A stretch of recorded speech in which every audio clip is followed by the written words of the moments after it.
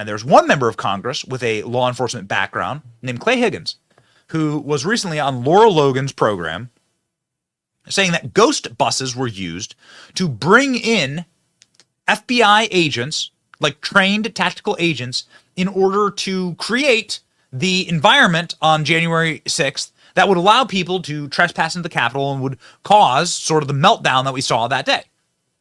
Clay Higgins explaining himself in shocking detail. The objective is that senior officials at the FBI were deeply involved in January 6th. My objective, he says.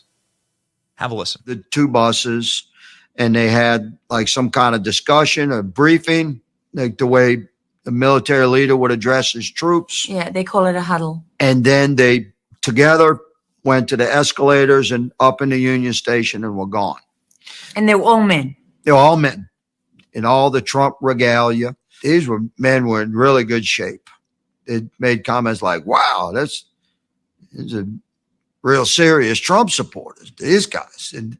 And they said they all had elbow pads and knee pads. And they appeared like they had common equipment, but they were not in uniform. But they behaved in a uniform manner. And we intend to get all of that video evidence from Union Station, from the escalators, from the parking lot. We have other eyewitnesses, much to the chagrin of everybody that was in those buses and everyone who commanded them to be there. We've identified one of those buses. And you know what that means? That means that's their because a bus is a serial numbered vehicle. And in America, the change of ownership of a serial numbered vehicle is documented. So that means we can begin to trace from the original owner of that bus, where it was sold and who bought it, and then who it was leased to and where it disappeared.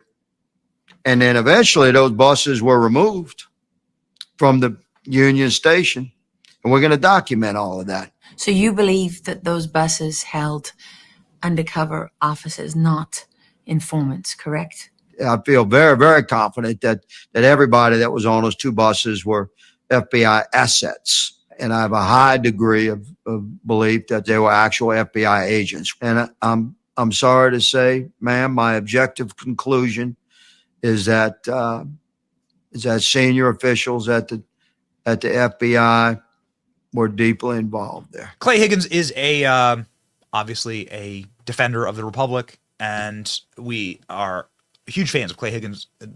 His questioning of Christopher Wray, director of the FBI, about January 6th is a thing of legend, particularly asking about undercover informants inside of the United States Capitol dressed as FBI agents. Ladies and gentlemen, this is damning testimony, along with the Ghostbusters testimony. Here's Clay Higgins' absolute disembowelment of Christopher Wray. Is he getting to the truth? Are you over the target? Watch how Christopher Wray responds, and it'll tell you everything. Does the FBI have confidential human sources? Did the FBI have confidential human sources embedded within the January 6th protesters on January 6th of 2021? Well, Congressman, as I'm sure you can appreciate, I have to be very careful about what I can say about when even now, because that's what you told us 2 years ago. May I finish? About when we do and do not, and where we have and have not used confidential human sources.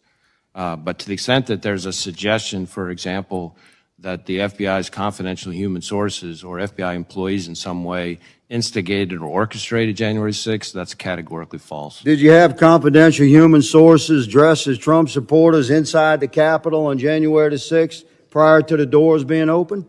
Again, I had to be very careful. It should be a no. Can you not tell the American people no? We did not have confidential human sources dressed as Trump supporters positioned inside the Capitol. Gentleman's time has expired. You should not read anything into my decision not to share information. Director Wray, confidential human gentleman's sources. time has expired. Are you familiar with You know what a ghost vehicle is? Director of the FBI certainly should. You know what a ghost bus is? A ghost bus? Ghost bus. I'm not sure I've used that term before. Okay. Well, it's pretty common in law enforcement. It's a vehicle that's used for secret purposes. It's painted over. These two buses in the middle here, they were the first to arrive at Union Station on January 6th, 0500. I have all this evidence. I'm showing you a tip of this iceberg. Mr. Chairman. These two buses Mr. are Chairman. painted completely white. Point of order. Point of order. Sure. Just run over the time. I understand, but you'll recall that Ms. Jackson Lee's been allowed to go 2 minutes before. Now recognize Mr. May I Gray. close this statement, Mr. No, Chairman? I think your time is expired. This is a very significant hearing, Mr. Chairman, and these buses are nefarious in nature and were filled with FBI informants dressed as Trump supporters and deployed onto our Capitol on January 6th. Your day is coming, Mr. Wright. Mr. Higgins. So, what was January 6th?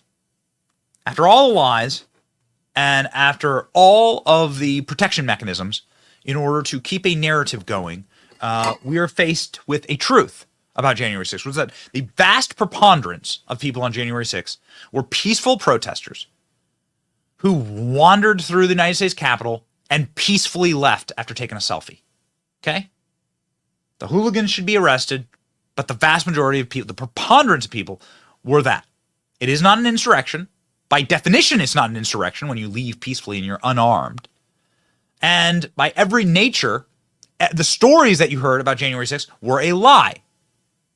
So who are the ones lying? If you look at who the people are lying, if you find out who's lying about January 6th, then you'll probably find out who's responsible for January 6th. God bless Clay Higgins for asking these questions. These people at these agencies are deeply, deeply flawed, corrupt, and evil. It's your boy Benny, fighting for a better America. Stay based. Like, share, and subscribe.